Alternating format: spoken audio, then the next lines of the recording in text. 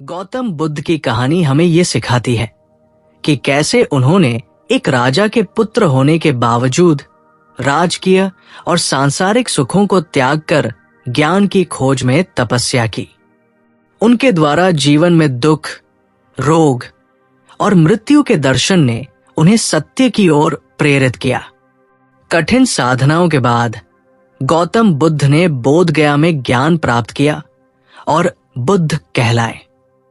उन्होंने अहिंसा, करुणा और मध्यम मार्ग का उपदेश दिया, जिससे लाखों लोग उनके अनुयायी बने और पूरे विश्व में बौद्ध धर्म का प्रसार हुआ।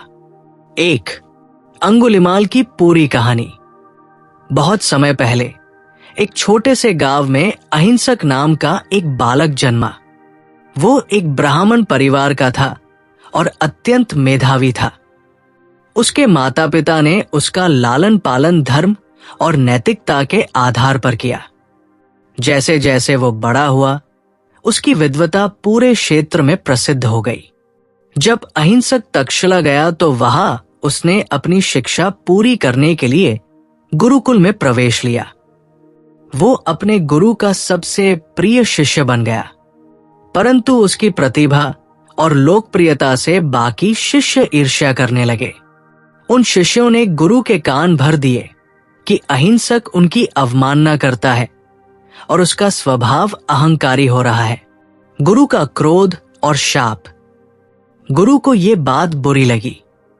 उन्होंने अहिंसक को अपनी परीक्षा के रूप में 1000 इंसानों की उंगलियां काटकर लाने का आदेश दिया।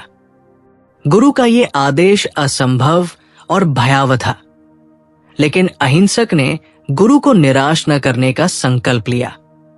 अहिंसक का अंगुलिमाल बनना। अपने गुरु का आदेश पूरा करने के लिए अहिंसक जंगल में चला गया। वहां उसने राहगीरों को मारना शुरू कर दिया और उनकी उंगलियां काटकर अपनी माला में पिरोने लगा। धीरे धीरे वो अंगुलिमाल के नाम से कुख्यात हो गया। उसका आतंक इतना बढ़ गया कि लोग जंगल से गुजरने से डरने लगे। बुद्ध का आगमन। उस समय गौतम बुद्ध अपने शिष्यों के साथ उसी क्षेत्र में प्रवास कर रहे थे। उन्होंने अंगुलिमाल की कहानी सुनी और लोगों के डर को देखा। बुद्ध ने निश्चय किया कि वे अंगुलिमाल से मिलेंगे और उसे सच्चाई का मार्ग दिखाएंगे। बुद्ध अकेले जंगल की ओर चले।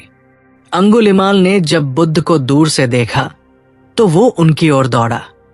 वह चिल्लाया, रुको सन्यासी, मैं तुम्हें मार दूंगा। बुद्ध शांत भाव से चलते रहे। अंगुलिमाल ने और तेज दौड़ लगाई, लेकिन वो बुद्ध तक नहीं पहुंच सका। थककर उसने चिल्लाया, तुम क्यों नहीं रुकते? बुद्ध ने मुस्कुराते हुए उत्तर दिया, अंगुलिमाल, मैं तो रुक चुका हूं। अब तुम्हें रुकने की आवश्यकता है। परिवर्तन का क्षण। अंगुलिमाल हैरान होकर बोला, मैं तो खड़ा हूं, तुम चल रहे हो। ये कैसी बात है? बुद्ध ने कहा, मैंने अपनी हिंसा, लोभ और क्रोध को त्याग दिया है। मैं सच्चे मार्ग पर चल रहा हूं। लेकिन तुम जो पाप और हिंसा के मार्ग पर हो, तुम वास्तव में नहीं रुके हो। बुद्ध के शब्दों ने अंगुलिमाल को भीतर तक झकझोर दिया। उसने पूछा, क्या मेरे जैसे पापी का भी उद्धार हो सकता है? बुद्ध बोले, कोई भी व्यक्ति कितना ही गहरा क्यों न भटक गया हो, वो सच्चाई और अहिंसा के मार्ग पर लौट सकता है। तुम अपने अतीत को बदल नहीं सकते, लेकिन अपने भविष्य को पवित्र बना सकते हो। अंगुलिमाल का नया जीवन। अंगुलिमाल ने बुद्ध के चरणों में गिरकर अपनी तलवार फेंक दी। उसने बुद्ध से भिक्षु बनने की प्रार्थना की। बुद्ध ने उसे अपने शिष्य के रूप में स्वीकार कर लिया। अंगुलिमाल ने अपना शेष जीवन करुणा, सेवा और तपस्या में बिताया। उसने अपने पुराने पापों का प्रायश्चित किया और लोगों की सेवा की। अंततः उसने निर्वाण प्राप्त किया। शिक्षा। ये कहानी सिखाती है कि कोई भी व्यक्ति, चाहे कितना भी बड़ा अपराधी क्यों न हो, सही मार्गदर्शन और आत्म परिवर्तन से अपने जीवन को सुधार सकता है। गौतम बुद्ध की करुणा और अहिंसा ने हमें ये अद्वितीय उदाहरण दिया कि क्षमा और प्रेम से संसार को बदला जा सकता है। 2. चींटी की शिक्षा। एक बार गौतम बुद्ध अपने शिष्यों को भिक्षा लेते हुए देख रहे थे। तभी एक शिष्य के भिक्षा पात्र में एक नन्ही चींटी गिर गई और वो बाहर निकलने के लिए संघर्ष करने लगी। ये देख गौतम बुद्ध ने धीरे से एक पेड़ के पत्ते को लेकर चींटी को उस पर उठा लिया ताकि वो डूबने से बच जाए। गौतम बुद्ध के शिष्य ने ये देखकर आश्चर्यचकित होकर पूछा, भगवान, आपको उस छोटी सी चींटी को बचाने की क्या आवश्यकता थी? गौतम बुद्ध ने मुस्कुराते हुए उत्तर दिया, संसार में सभी जीव अपने जीवन में दुख से बचना चाहते हैं और इसमें कोई छोटा या बड़ा नहीं होता। अगर हमें किसी के दुख में मदद करने का अवसर मिलता है तो हमें बेझिझक करना चाहिए। सीख, ये कहानी हमें सभी प्राणियों के प्रति करुणा और दया का भाव रखने का महत्व सिखाती है। 3. दुख का कारण। एक बार महात्मा गौतम बुद्ध अपने शिष्यों के साथ घने पेड़ की छाव में बैठे थे। आसपास के लोग अपनी मानसिक समस्याएं लेकर गौतम बुद्ध के पास आ रहे थे और वो सभी का समाधान कर रहे थे।